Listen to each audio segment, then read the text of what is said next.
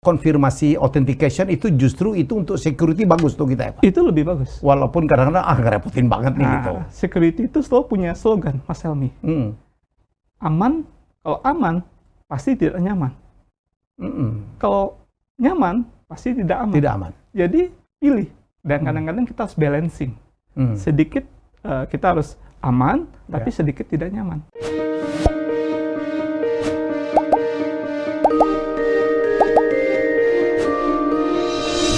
Ya, ini special talk show, special podcast saya. Dunia makin digital gitu, semuanya digital. Ya, semuanya elektronik, bayar elektronik, beli elektronik, minjem pakai elektronik. Aman nggak sih? Wah, itu persoalan. Kalau gue sih kadang-kadang, karena saya ini mungkin generasinya kolonial gitu ya, kadang-kadang aman nggak sih ini? Ya, tapi dunia sudah berubah. Generasi saya banyak sekali yang gaptek gitu, sehingga udahlah kalau mau belanja dia suruh cucunya gitu. Dan untuk ngobrol ini saya kedatangan tamu luar biasa. Wah, ini udah pas banget. Ini adalah CEO dari IBM Indonesia ya. Pak Tan Wijaya sudah menjadi tamu saya. Terima kasih Bos sudah hadir di tempat saya. Terima kasih Mas Helmi atas undangannya. Ya. Nama PT itu PT IBM Indonesia sekarang ya? PT IBM Indonesia. Indonesia. Dulu saya ingat banget ada aturan bahwa harus di Indonesia nasionalisasi ya. Sebelumnya namanya USI Jaya. USI Jaya. Itu convert jadi IBM Indonesia. Oke, kita nggak ngomong perusahaan sementara kita ngomong Pak tentang ini yang menjadi pertanyaan banyak orang. Ya, kan sekarang serba digital ya.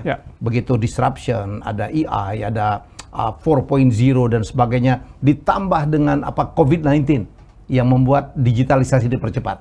Semuanya udah serba online sekarang. Saya mau yang tentang e-commerce. Ini aman nggak sih Pak sebenarnya? Oke. Mungkin kita relate dengan COVID-19 ya. COVID-19 ini tiba-tiba ada satu market yang tiba-tiba growing sangat cepat. Yang disebut dengan Silenial. Silenial? Yaitu singkatan dari Senior Millennial. Oh gitu ya? Jadi orang senior citizen, tapi behaviornya dipaksa jadi milenial. Tapi nggak semuanya berhasil juga Bos. Tidak semuanya berhasil juga. Temen gue banyak yang gagal Pak. Jadi orang yang tadinya, kalau mau belanja, udahlah ke minimarket, market dan sebagainya. Sekarang nggak mau dia di rumah. Dipaksa untuk pakai handphone untuk belanja. Menghindarin orang, nggak boleh ketemu orang. Ya oke. Jadi terpaksa sekarang ini. Nah, market seperti ini, karena disruption ini, mau nggak mau dia harus ikutan juga dari segi digital. Nah, ini market yang punya buying power lebih tinggi. Ya, karena dia punya capital yang jauh lebih besar. Resikonya akan jauh lebih besar kalau terjadinya fraud atau security-nya yang tidak aman. Ya, ini persoalannya. Nah, ini persoalan yang sering terjadi gitu ya. Nah, kalau kita bicara e-commerce, ini bicara namanya online. Namanya online bagaimanapun itu banyak ketergantungan. Betul. Dari segi konsumennya, dari segi penyedia jasanya, lalu dari segi penghubungnya, misalnya internet dan broadbandnya. Nah, semua lini ini pasti ada titik bagaimana security berpegang peranan penting, gitu ya. Nah, ini masing-masing harus kita bahas nih, Mas Helmi ini. Nggak bisa semudah menjawab ini penting nih Pak, untuk gitu pendengar acara saya penting banget. Betul. Nah, kalau kita bicara teknologi, itu saya lebih gampang nanti ngupasnya. Yang saya mau kupas itu tentu dari segi orangnya dulu. Ya, ini yang harus kita protect ya, karena saya tahu perusahaan Bapak itu memberikan solusi ya. Betul. Yang pokoknya kita protect betul itu sekarang konsumen ya, masyarakat ya. Nah, ini yang lebih perlu kita edukasi dibanding teknologinya itu sendiri. Kalau teknologi 10 menit, 15 menit kita bahas selesai gitu ya. Orangnya itu, kalau kita nggak edukasi, mau sehebat apapun teknologinya, bolong juga. Contohnya, kita buat teknologi sebagus apapun, passwordnya dikasih. Contohnya kita ke ATM antri, terus habis itu yang orang yang agak relatif ceroboh gitu ya. Ceroboh gitu ya. Mas, tolong dong ambilin duitnya saya. Terus passwordnya berapa? Dikasih passwordnya. Dengan segala motif. Dengan segala motif dikasih. Otomatis mau sejago apapun teknologi bocor. Karena jebol. Dia memberikan passwordnya.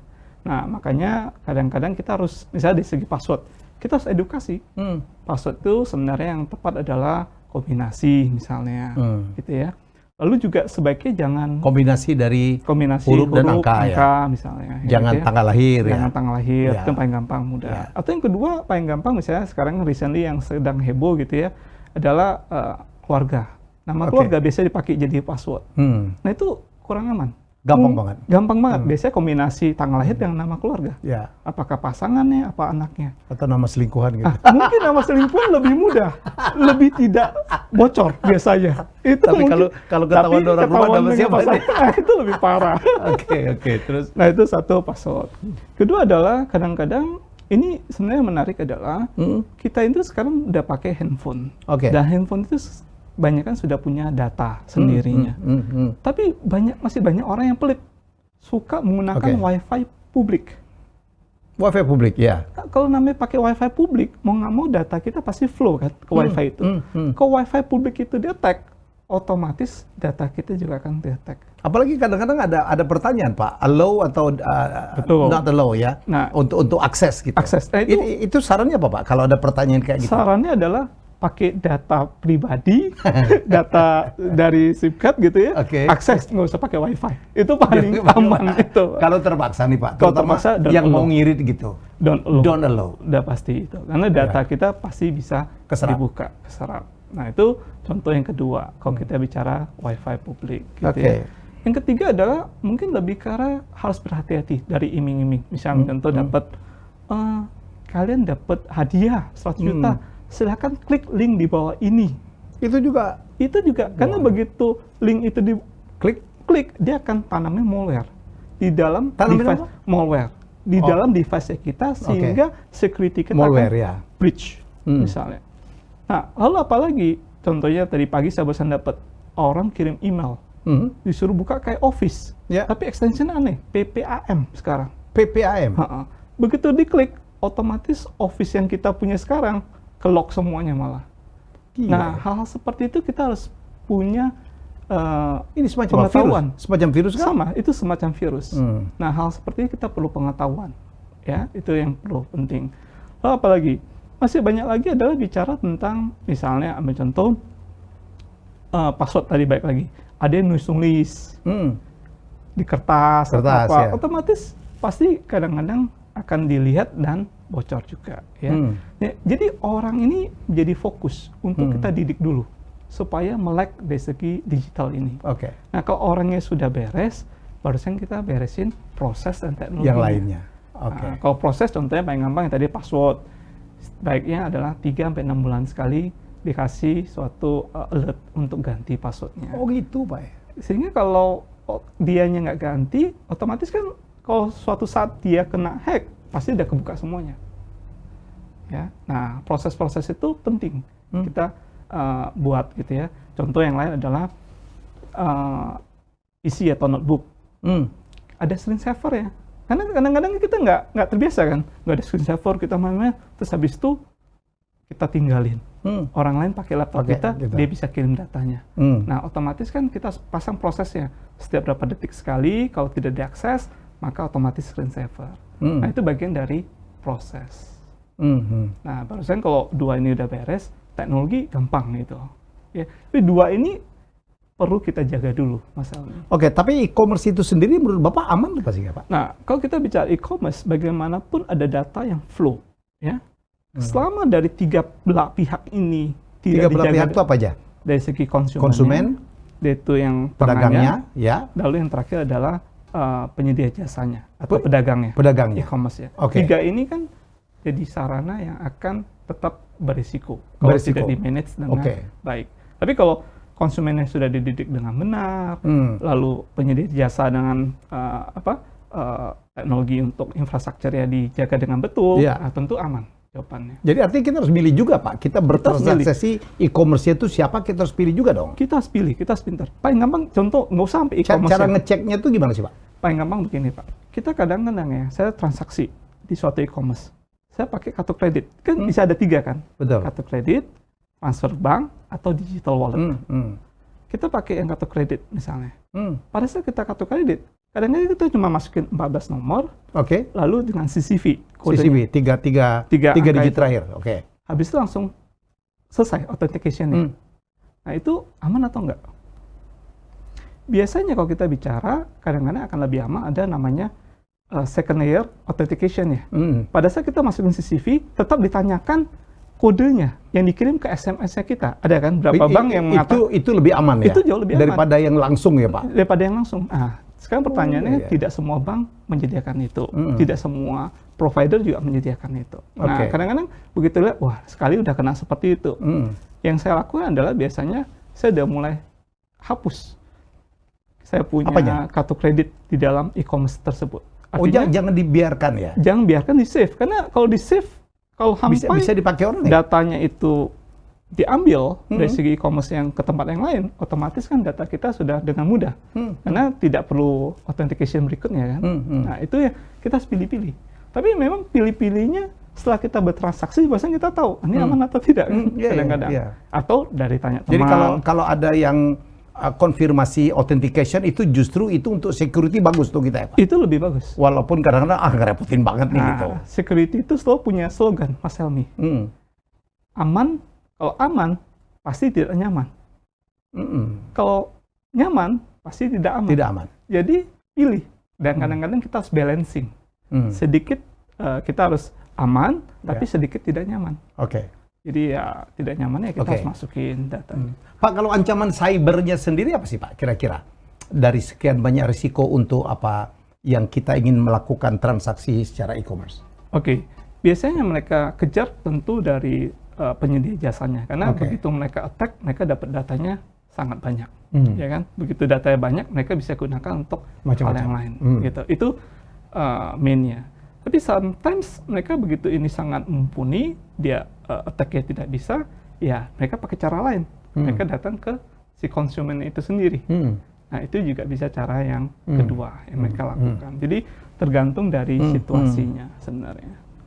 Oke Pak, sekarang kan penyelenggara e-commerce ada juga menggunakan cloud teknologi ya Pak? Ya. Ini apalagi, gunanya untuk apa? Dan bagaimana seharusnya ini Pak? Jadi kalau kita berangkat dari sejarahnya sebenarnya, banyak kan sebagai startup, banyak kan menggunakan cloud teknologi. Kenapa? Karena mereka tidak perlu capex yang besar. Karena cloud teknologi itu memungkinkan mereka bayar bulanan, Mas Helmi. Nggak perlu beli nggak usah beli server mahal banget. Mahal-mahal itu tidak perlu. Jadi mereka cukup bayar sesuai penggunaan. Jadi tujuannya sebenarnya awalnya untuk itu. Itu saving, ya. Tapi dengan bergeraknya dunia e-commerce, kebutuhannya jadi bergeser. Kenapa? Karena e-commerce itu sering ada harbolnas. 99, 10, 10, 11, 11.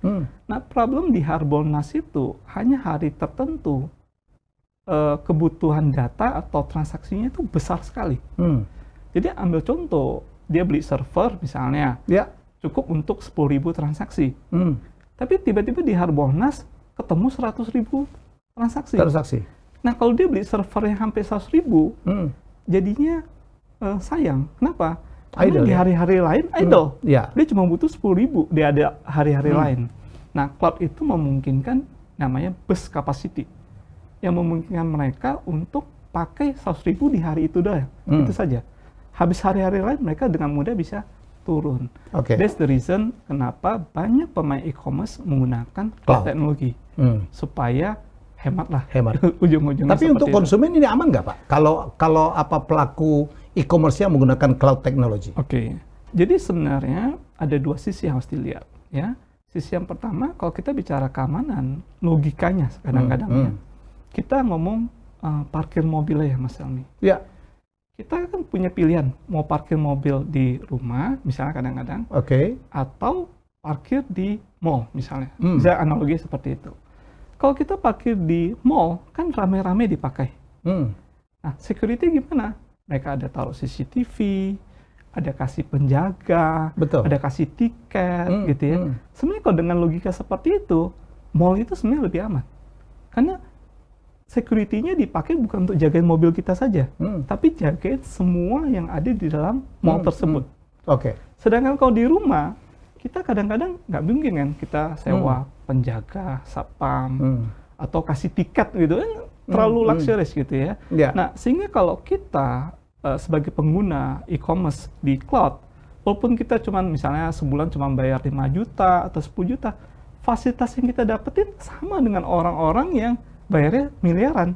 Karena yang dijaga bukan kita, semua orang yang ada di dalam cloud tersebut gitu ya. Jadi angle security-nya sebenarnya relatif jauh lebih aman sebenarnya. Tapi kita harus lihat juga sisi yang lain ya. yaitu kalau kita bicara cloud teknologi, datanya itu adanya bisa di luar negeri, bisa juga di dalam negeri. Nah, biasanya dari segi cloud provider itu tidak mengizinkan. Karena bagi mereka, saya hanya nyediain tempat dan infrastruktur. Kalau ada kebocoran data atau ada urusan hukum, mereka lepas tangan biasanya. Sehingga apa? Misalnya kadang-kadang pemerintah pengen, kayaknya ada yang money laundering nih. Saya pengen buka dong datanya. Nah, itu biasanya ada kesulitan tuh. Karena si cloud provider-nya belum tentu akan kasih. Dan belum tentu di Indonesia juga ya? Belum tentu di Indonesia juga. Nah, itu mungkin kesulitannya lebih ke arah di sana. Gitu. Nah, biasanya kombinasi ini yang perlu kita lihat gitu ya. Cloud provider is a trend, nggak mungkin kita juga nggak pakai karena tadi ada benefitnya dari segi cost savingnya gitu ya. Tapi kombinasi bagaimana kita bisa mengatur dari segi teknologinya supaya pemerintah bisa kasih akses, bisa masuk akses. Sisi lain, security-nya juga ditambah. Tadi yang saya ceritakan sebenarnya parkiran itu hanya di infrastruktur.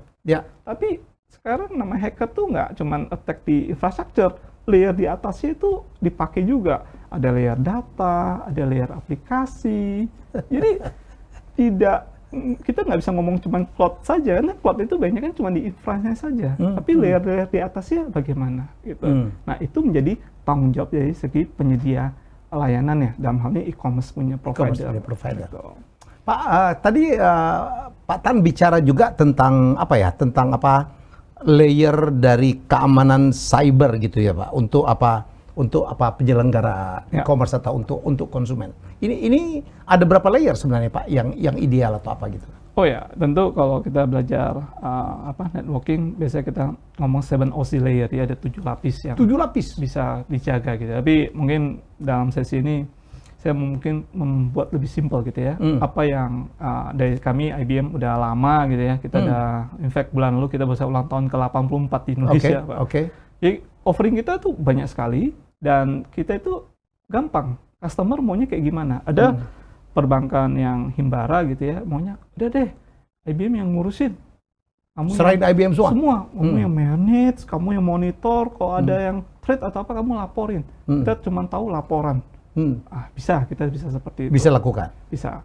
Atau yang kedua, ya deh, saya beli produknya aja deh dengan Anda, software kita beli, infrastruktur kita beli, dan manage sendiri. Bisa juga seperti itu, ya kita punya. Atau ada lagi, saya maunya beli asuransi. Artinya apa? Kalau malingnya sudah di dalam rumah saya, bosan saya panggil Anda untuk gimana beresin si maling ini. Ada juga. Jadi kita ada mekanisme belinya dalam bentuk asuransi. Jadi kita punya pilihan yang banyak. Tapi produk yang banyak yang kita fokus yaitu yang memang terkait dengan e-commerce saat ini adalah banyak terkait dengan apa? Pertama, bagaimana memproteksi data yang betul. Ya, data itu penting satu.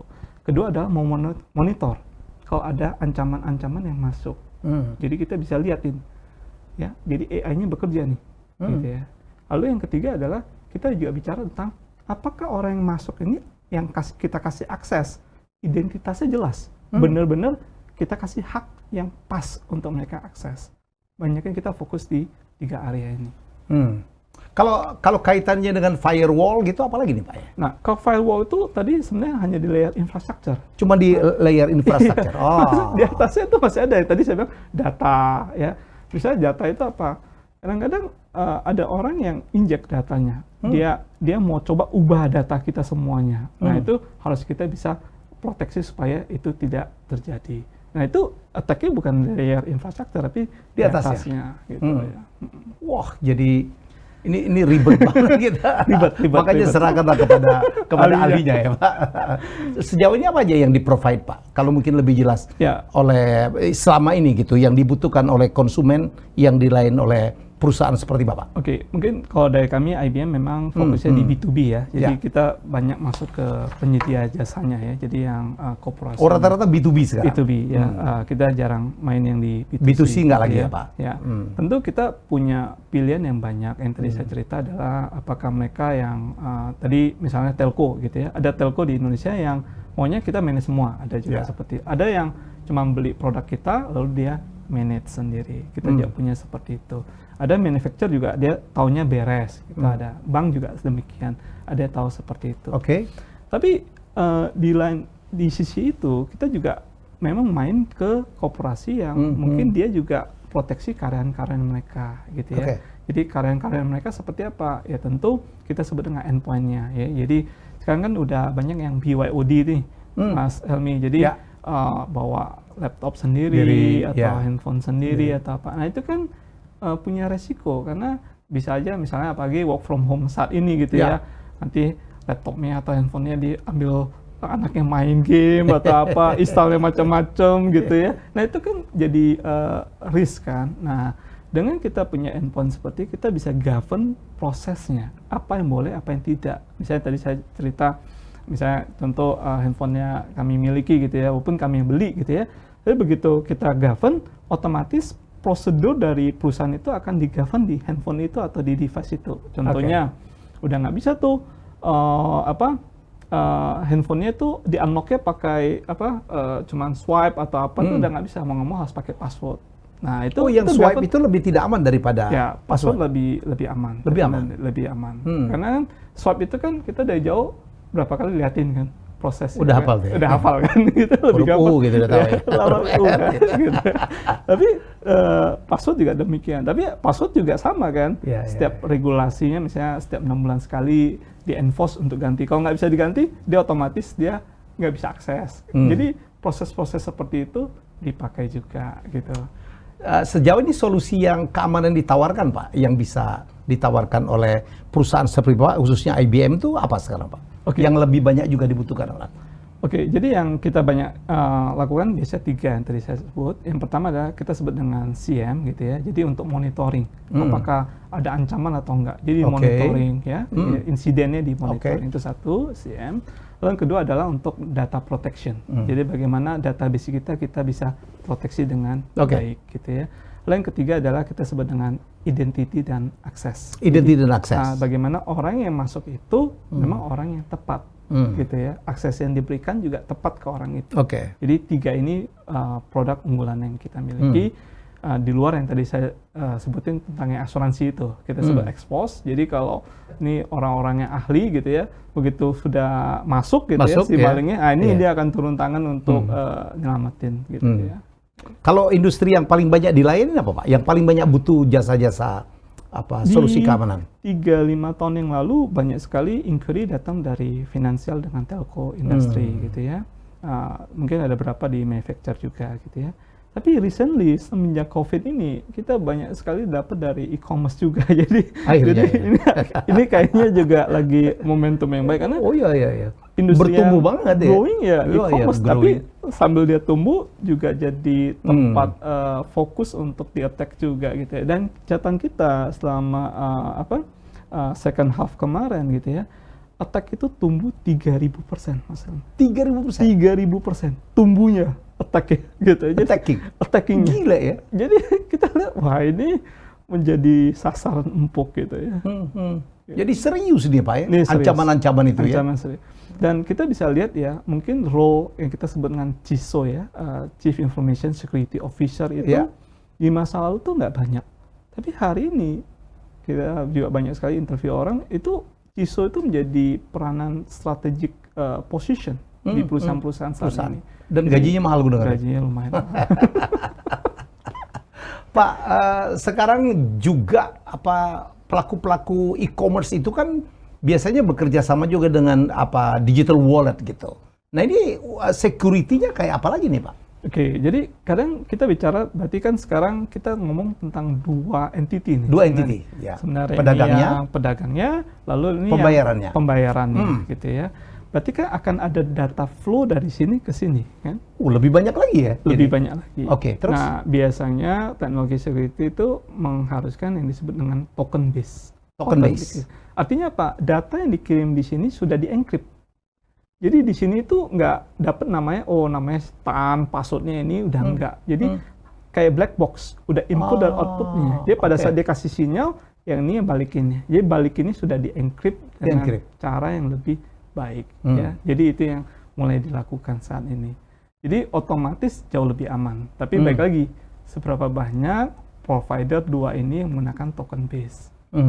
Kalau dilakukannya biasa saja, nah ini jadi bahaya. Datanya kan kesimpan juga di sini yang harusnya tidak perlu sampai tahu tentang data-data kita. Misalnya contoh passwordnya kita kan tidak perlu tahu sampai di situ. Oke. Gitu. Ada nggak Pak barangkali tips dari Pak Tan tentang memilih digital wallet tuh? Oh, yang kalau mau itu pakai yang speknya ini atau punya gini-gini. Ya, saya rasa yang paling penting adalah tetap sama, yang perlu namanya two factor authentication selama dia minta ke kita 2 kali. Untuk biasa kan kita kadang-kadang dikasih SMS kan, atau suatu kode di WhatsApp atau untuk dimasukkan kan ke dalam aplikasi tersebut untuk kita isi. Nah, selama kita bisa dapetin hal tersebut tuh jauh lebih aman. Tapi jadi permasalahan kan ini juga jadi ajang untuk dihack juga. Jadi si hacker ya coba beli sesuatu, keluar authentication-nya, terus telepon, "Maaf Pak, tadi ada pulsa salah transfer. Boleh nggak OTP-nya dikirim?" Dikasih sama kan? Iya ya. Padahal tujuannya baik untuk two-way authentication. Tapi karena baik lagi orang yang tidak mengerti, orang itunya akan dipakai. Baik lagi teknologi bisa canggih, tapi kok orangnya tidak mengerti, dibobol juga maksudnya. Istri saya Pak hampir kena tuh Pak. Ya. Tiba-tiba diminta kode OTP-nya. Dan kadang-kadang yang dikirim sudah pinter, pakai bahasanya Thailand atau bahasa yang aneh-aneh. Kita ini apa? Coba ada tulisan nomor saja. Dan coba kita kasih. Kita baik lagi, yaudahlah, ini apa sih ini? Kita kasih. Padahal itu kita kasih bisa bentuknya OTP atau kode untuk bisa hack WhatsApp-nya kita. Misalnya. Itu bahaya tuh ya? Itu bahaya. Ya. Jadi itu yang perlu kita edukasi. Kalau tidak jelas, orang minta apapun, ditolak saja. Pak, IBM itu kan perusahaan sangat canggih dan saya baru baca nih, ternyata sudah mengabdi di Indonesia 84 tahun. Dari tahun 37 ya Pak? 37 Mas. Jadi klien pertamanya itu PT Kereta Api ya? Kereta Api kita pakai pertamanya. Ya kita memang ingin menjadi bagian dari sejarah Indonesia gitu ya. Jadi tidak hanya berbisnis di Indonesia, kita juga berkontribusi ke Indonesia. Tahun 70-an misalnya contoh, sempat terjadi gempa yang hebat di Jogja gitu ya. Sehingga memporak-porandakan Candi Borobudur. Di tahun 70-an itu jadi restorasi Borobudur itu IBM bantu Pak. Saya dengar tuh ada 3.000 batu-batu stupa itu diidentifikasi pakai. Betul. Dan di tahun 70-an itu teknologi belum secanggih sekarang. Kita mencoba menggunakan 3 dimensi kerjasama dengan UNESCO. Jadi kita di 3 dimensi berdasarkan foto-foto yang ada bagaimana memetakan kembali batu-batu itu supaya nyusunnya gampang. Tapi kita lapisin juga dengan bahan kimia yang jauh lebih baik, kerjasama dengan UNESCO supaya lebih tahan lama, supaya semua orang bisa nikmati seperti sekarang. Saya membaca memang IBM itu kan tidak hanya berbisnis di Indonesia ya, kegiatan CSR-nya juga luar biasa ya Pak. Masuk juga waktu di tsunami Aceh, bantu juga ya Pak ya. Ya, jadi kita waktu tsunami yang kita lihat adalah kasihan, yang dapat bala bantuan itu biasanya yang di pesisir, yang di dalam, yang pedalaman yang paling hebat itu justru tidak terdapat karena sulit distribusi atau ya paling mudah orang cuma drop di sini gitu ya. Nah, kita bangun suatu aplikasi yang memungkinkan distribusinya pas untuk semua orang. Itu satu. Kedua, aplikasi yang sama kita gunakan untuk matchmaking orang karena orang nih begitu terjadi tsunami sibuk nyari, waduh, saudara saya di mana? Dia cari ke sini, saudaranya cari ke sini, akhirnya nggak ketemu. Yang kita lakukan adalah udah duduk diam saja. Anda report ada di mana, sehingga pada saat saudara Anda pengen cari Anda, langsung bisa ketemu. Oh, matchmaking ya, mempertemukan ya Pak? Kita lakukan. Nah, itu kayak program TV aja dulu. Mas Abi juga buat waktu itu. Iya, kita buat juga waktu Palu kita buat itu Pak. Jadi mereka mencari saudaranya yang hilang gitu ya. Oh, ternyata dengan bantuan teknologi itu lebih gampang. Lebih mudah. Ya, saya dengar juga untuk yang masalah COVID ini juga IBM turun ya Pak ya. Jadi kita tahun lalu kita lihat, wah ini isunya adalah distribusi alat medis. Karena kita ada 3.000 lebih alat kesehatan, fasilitas kesehatan di seluruh Indonesia. Yang harus didistribusikan. Yang jadi masalah sama, bantuan datang, yang dapat adalah rumah sakit terkenal atau yang dekat dengan akses gitu ya. Nah, kita kerjasama dengan BNPB gitu ya, untuk bagaimana kita buat suatu aplikasi sehingga distribusinya jauh lebih merata, gitu ya. Nah, jadi BNPB juga kerjasama dengan Gojek untuk distribusi alat tersebut. Pak, ini saya cuma kepengen tahu aja Pak. Jadi kalau dulu kan IBM itu kan kita ngetopnya tuh, seingatnya tuh di apa ya? Di desktop ya Pak ya? Ya. Wah, gue dulu punya ThinkPad cukup lama tuh. Diinjek-injek masih gitu ya. Dibanting pun katanya. Nggak, sekarang udah nggak lagi di situ ya? Pak? Jadi kita berevolusi, jadi kita continue untuk evolve supaya bisa memberikan pelayanan yang lebih baik ke konsumen kita, gitu ya. Dan makin ke sini kita lihat value-value-nya banyak bicara tentang solusi. Dengan jasa, services. Tidak lagi di hardware ya? Hardware kita masih main, tapi mainnya adalah di suatu tempat yang memang kita sebut custom design dari segi server misalnya. Yang, gitu yang jelas nggak B2C ya? Kita tidak main di B2C, banyak yang kita banyak di B2B. Gitu B2B. Ya. Cuman memang di dalam kita baik akuisisi maupun R&D-nya, kita lihat petanya mana yang menarik. Contohnya, ambil contoh, yang paling orang biasanya kalau sekolah gitu ya, Pak ingat kalau disuruh buat statistik software pakai apa Mas Helmi? Dulu kita SPSS ya? Iya. Nah, SPSS itu udah diakuisisi oleh IBM. Kenapa kita akuisisi? Lebih banyak mengakuisisi gitu ya? Ada akuisisi, kita R&D juga, jadi kita gabung. Kenapa kita akuisisi? Karena SPSS ini bagus untuk AI, untuk modeling. Jadi kita bisa lakukan sekarang modelingnya, misalnya contoh ya, kadang-kadang kita mau KPR ke bank gitu ya. Pada saat kita KPR ke bank, dia bisa monitor. Si TAN ditolak misalnya. Tapi kan cuman jawabannya sekarang tolak atau terima. Ya. Padahal sayang kan, ini kan ada kesempatan emas, kita bisa namanya backward AI. Kita lakukan modeling mengenai SPSS, kita bisa lihat kira-kira orang ini bisa di-prove dengan cara apa. Kita lihat parameternya. Oh rupanya dia ambilnya 7 tahun.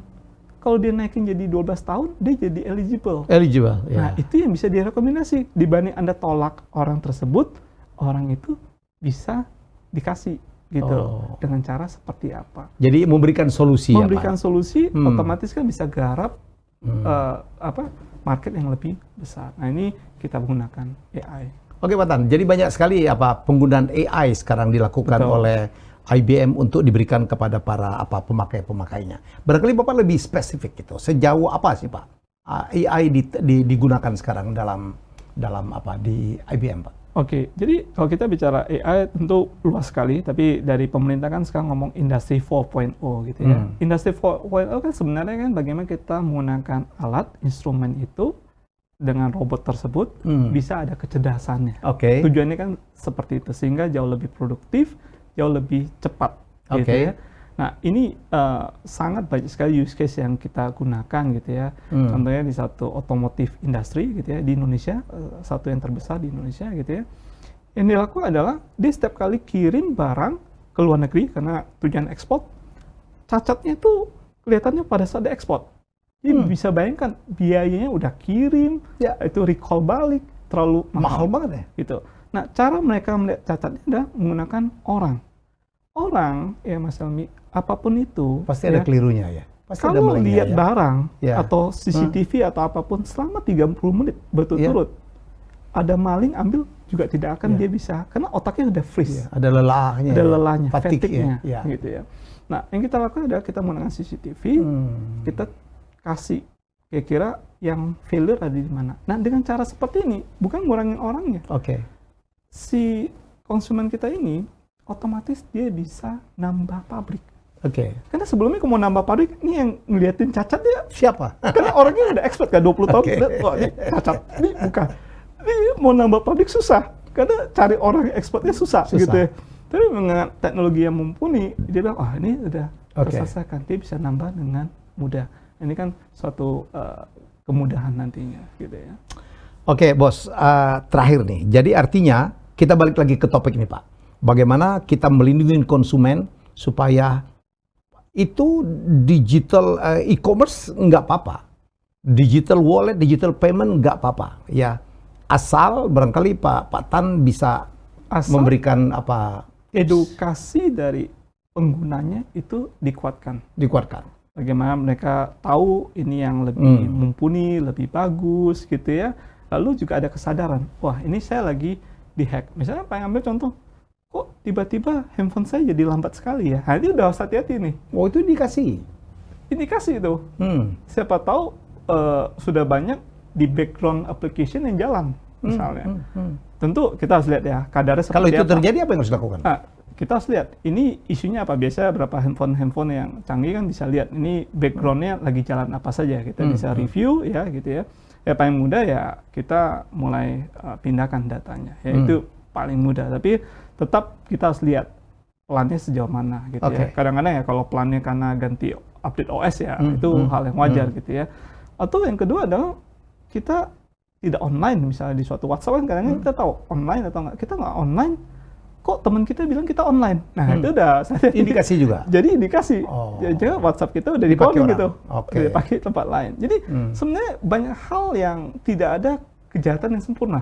Jadi pasti kita bisa tahu sebenarnya. Jadi kita tuh nggak boleh naif-naif amat juga ya Pak? Betul. Jadi yang penting kita lihat karakternya gimana, simptomnya gimana, kita lihat harus bahaya gitu ya.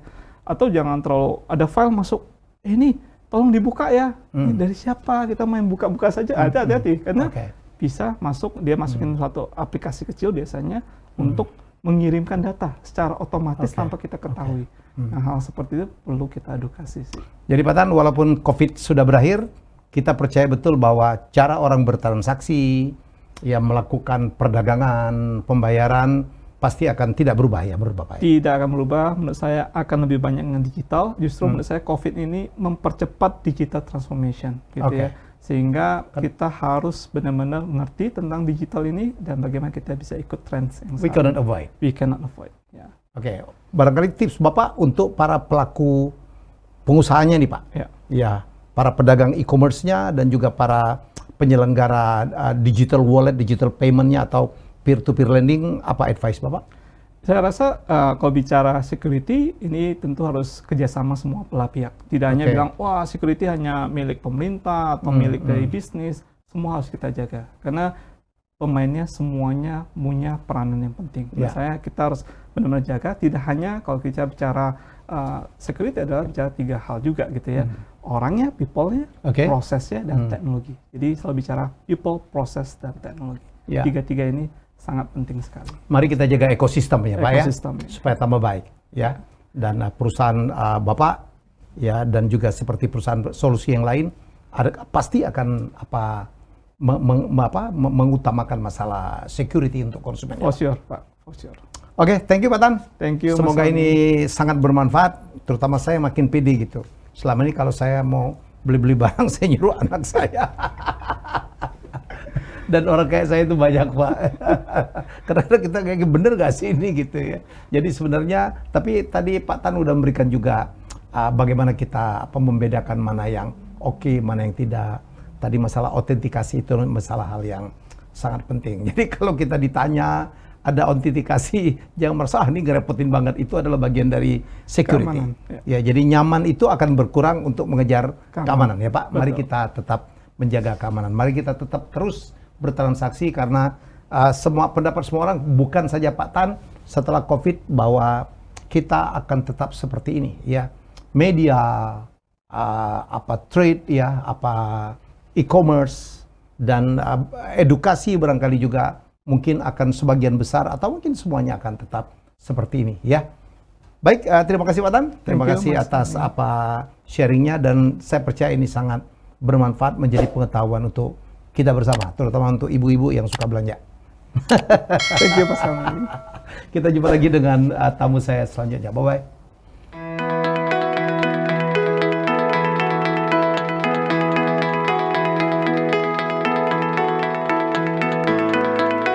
Kontribusi kami untuk Indonesia telah dimulai jauh sebelum kemerdekaan Indonesia diproklamasikan pada tahun 1945.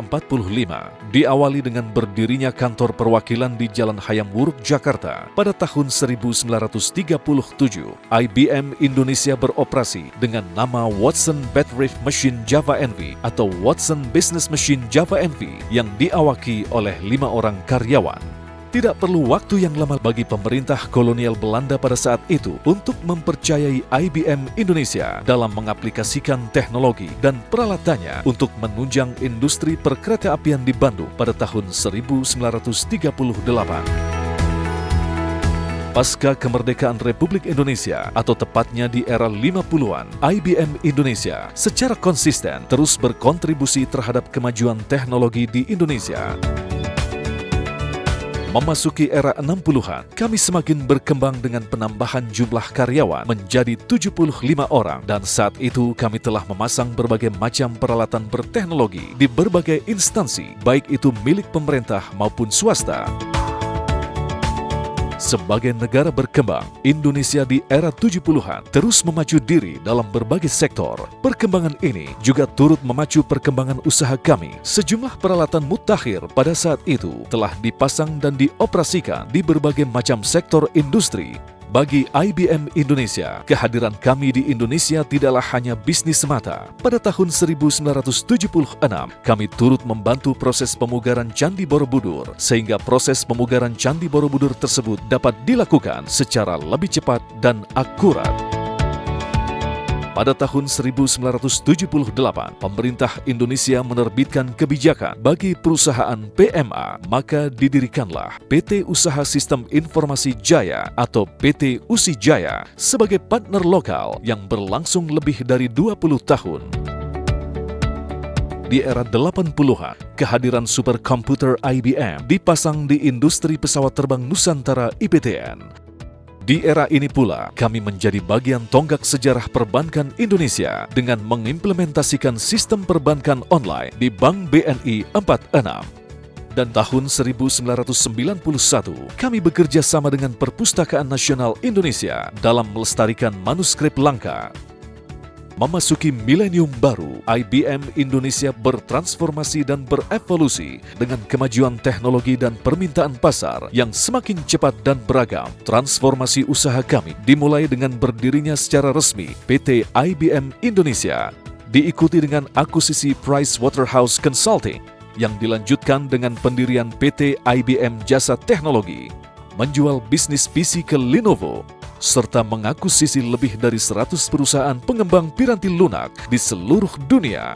Kerjasama di bidang telekomunikasi, membangun Integrated Command Center, menyediakan data center kelas dunia, dan menghadirkan IBM Watson adalah sebagian upaya kami untuk turut serta dalam membangun Indonesia di segala lini.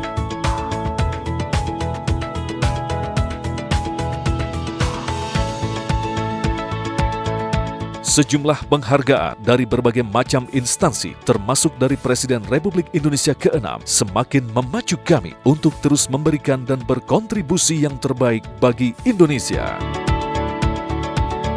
Banyak hal yang telah berubah sejak tahun 1937, namun hal yang mendasari usaha kami selalu tetap, yaitu komitmen, etika bisnis dan integritas, serta kehadiran IBM Indonesia yang berguna bagi klien, karyawan, mitra, dan masyarakat luas.